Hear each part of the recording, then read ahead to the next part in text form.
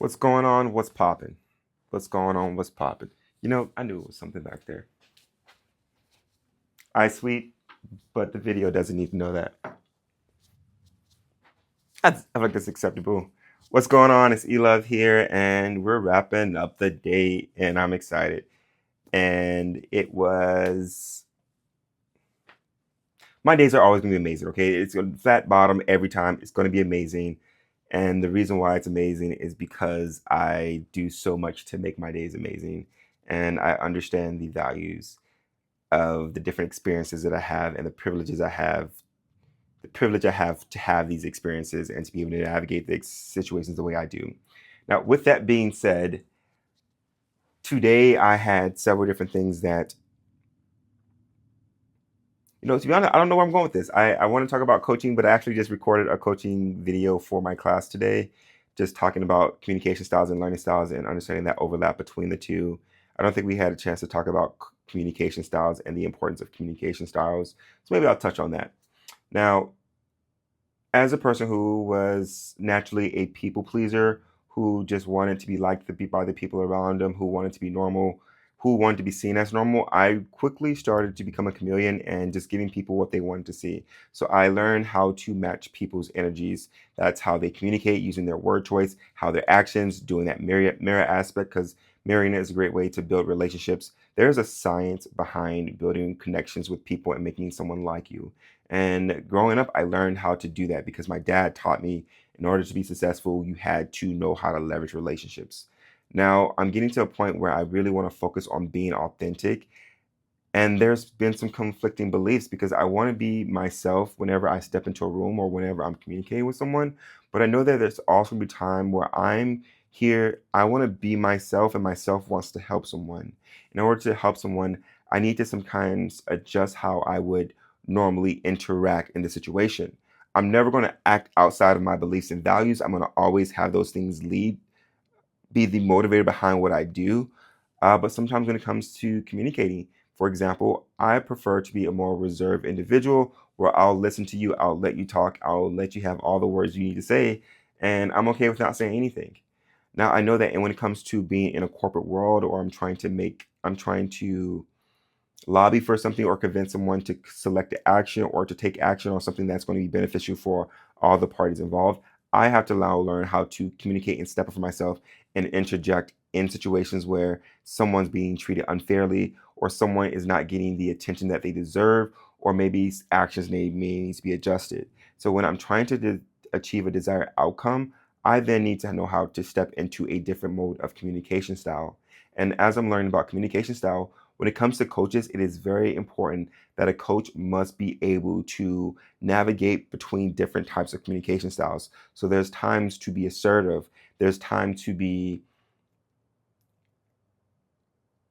there's several different assessments that looks at communication styles and personality types, and even in the personality types there are going to be communication styles. So there's a lot of assessments that kind of bring everything together. So I'm trying to look at an assessment that just focuses on communication style, and one of the most common ones is going to be in the disc assessment, and it has the four different quadrants.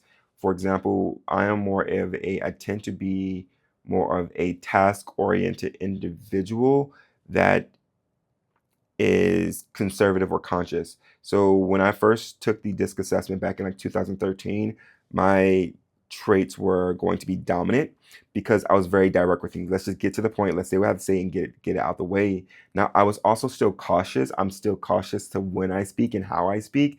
But if I did speak, I would just like let's get to the point.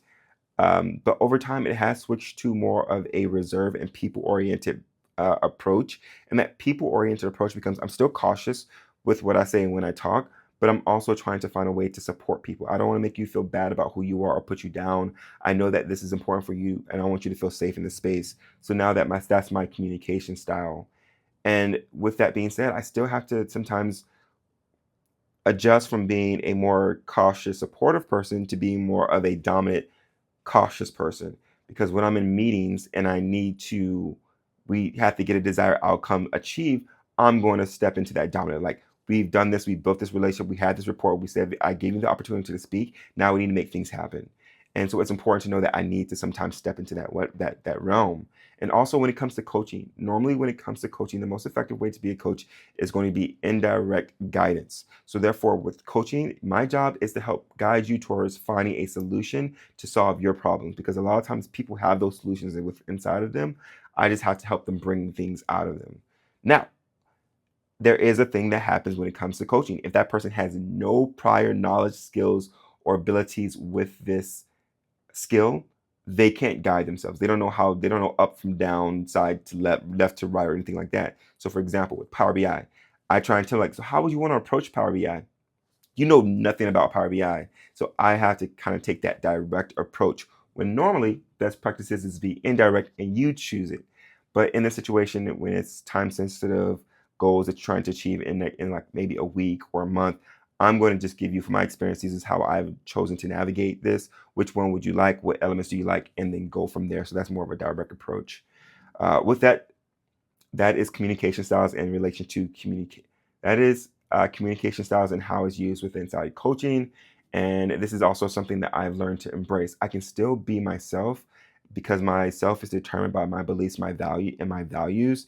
And sometimes that means that I may need to adjust the way that I do things in order to serve the people in my community. And that is okay. Now, I am in no way going to say that I'm not going to lie about who I am and what I do and how I do what I do.